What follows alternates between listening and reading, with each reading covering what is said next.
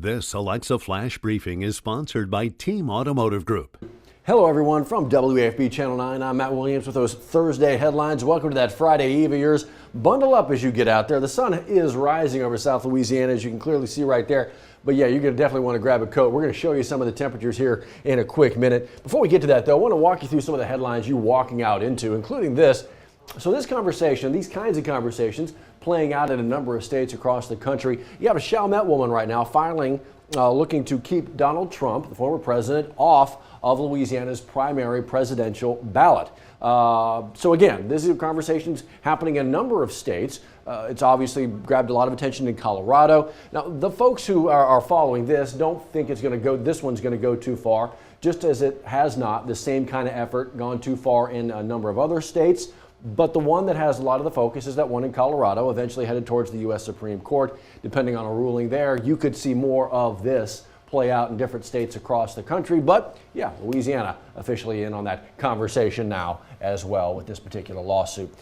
This particular conversation going forward here, this is a horribly heartbreaking story.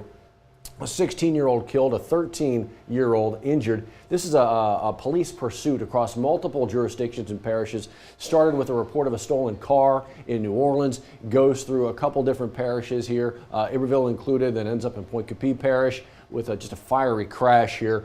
And so the heartbreak is the 16-year-old killed and the 13-year-old injured.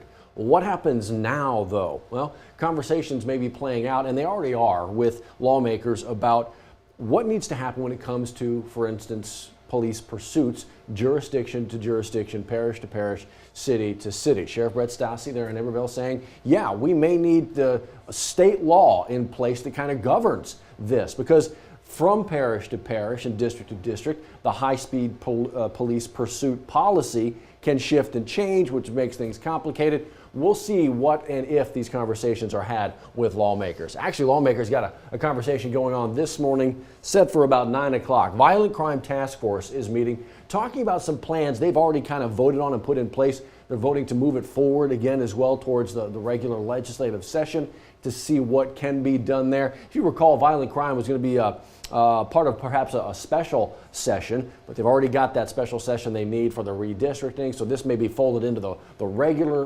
legislative session. A lot to get to, but this is open to the public. 9 o'clock this morning there, Committee Room 6, I believe, up at the state capitol. Violent Crime Task Force set to meet. Folks in East Baton Rouge Parish, you may notice that your tax notices got to you a little bit late.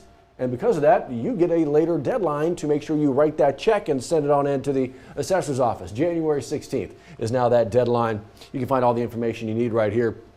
But again, why wait, right? I mean, you knew you're going to have to pay it anyway. You knew pretty much what you're going to be paying anyway. Don't put it off, because if you put it off, you may, forget it. New deadline, January 16th. Here we go, LSU on the practice field there in Tampa Bay. First day of practice was yesterday.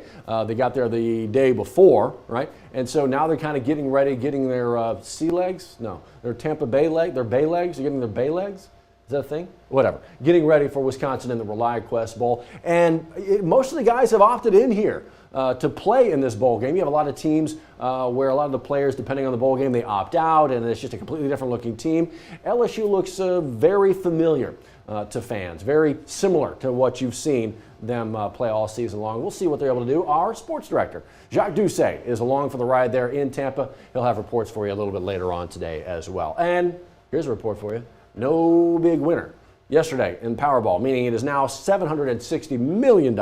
Next drawing is coming up on Saturday. Man, wouldn't that be a heck of a New Year's gift for somebody or a group of folks? That would be that'd be quite something. It's like the fourth lottery this year to get like $750 million. Woo, that's a lot. Hello, hi there. Let me get out of the way and get you a look for those who can see the video. The sunrise over South Louisiana. Knew it would come up. I mean, we're fairly certain of that. Fairly certain of that every single morning. Here's the thing. It needs to get to work on us. 39 in Baton Rouge. Check out Macomb. Macomb got down to 30 degrees today. New Roads at 34. So it is a colder start, and the 10-day forecast kind of plays that out. Look at the starts tomorrow, Saturday morning as well. freezing temperatures here in South Louisiana, and if you get north of the border as well, you can expect those numbers to get even lower than that. So y'all be careful. You can see what the forecast looks like for New Year's Eve and New Year's Day as well. Enjoy the moments here in the last few days of 2023. We'll see you next time. Sponsored by Team Automotive Group.